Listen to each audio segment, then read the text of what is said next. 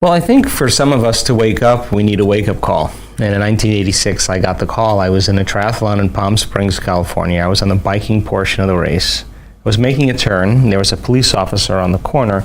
He was pointing at me and telling me to make this turn. And there were two cyclists on the corner, and I swung around the cyclists and passed them. The problem was the police officer had his back to the oncoming traffic. So when I passed the cyclist and I made the turn, this four-wheel drive vehicle going about 55 miles an hour catapulted me out of my bike, and I wound up breaking 6 vertebrae in my spine. And the compression from the force of hitting the ground compressed the vertebrae. They're called compression fractures. And when you compress volume like that of material, it's got to go somewhere. So it went back on my spinal cord.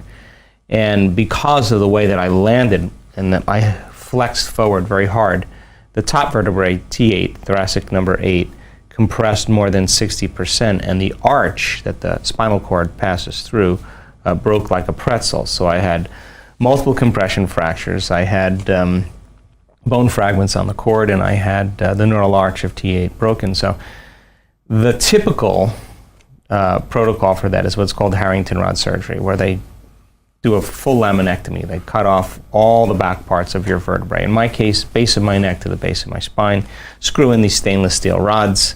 The action of screwing the rods into the vertebrae could cantilever the spine off the cord and make some room. But if it doesn't work, you still have the same condition.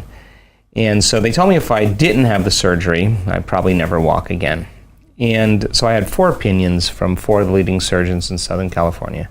Scripps Hospital, 2 were from Scripps, and 2 were from JFK in Palm Springs. Yeah, that's my hometown, Scripps, yeah. So I decided against the surgery, and I just thought, hell, I'm not going anywhere. I'm not doing anything. I'm laying face down. And there's an intelligence that lives within each and every one of us that's giving us life. And that intelligence is consciousness, and consciousness is awareness, and awareness is paying attention. So I reasoned maybe it was paying attention to me. So I thought, I better start paying attention to it. So I said, let me see if I could connect with it. If I could connect with it and give it a plan, a template, a design. And when I was happy with that design and I was completely present, I would surrender my creation to this greater mind, because I certainly couldn't do the healing, but it knew how to heal. Anyway, 6.5 weeks of absolute hell. I couldn't get my mind to do what I wanted it to do. I'd start reconstructing my vertebrae in my mind, and then the next thing I know, I'd start thinking about, am I going to live in a wheelchair? Should I sell my home? Should I sell my practice? And I became aware that I kept focusing on what I didn't want to have happen instead of what I do want to have happen. So I realized that when you're under stress or some type of trauma, that the hormones of stress cause us to always focus on the worst case scenario. That's what survival's about. So after 6.5 weeks, I started getting on top of it. And it took me about 3 hours every day in those first 6.5 weeks to go through it, and I was never satisfied. But about 6.5 weeks, I felt like I hit a tennis ball right in the sweet spot. I went through the whole thing. I never lost my focus, because if I lost my focus, I would have to start all over again, because it wasn't clear. Yeah, when I went through that process, Brian, and I made it through, something clicked, and all of a sudden it got easier, and my body started to respond to my mind. I mean, quickly.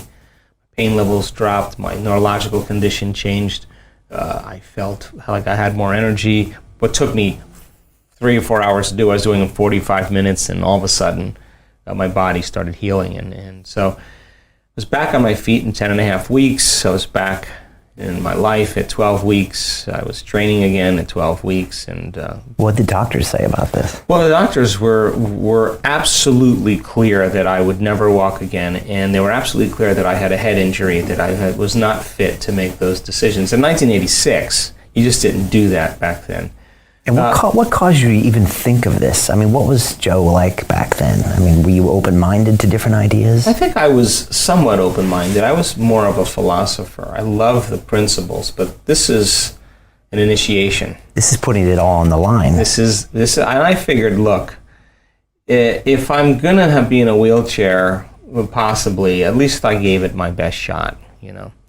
And so they told me that if I didn't have the surgery, they'd have to put me in a body cast for 6 months to a year. So when I went back to see one of the doctors who was the medical director at Scripps Hospital in San Diego, he was blown away and was so happy for me. He was the one that was giving me the hardest time, and he just couldn't believe it. So during that time, I just made a deal with myself that if I was ever able to walk again, I'd spend the rest of my life studying the mind-body connection and mind over matter. And I've been doing that since 1986.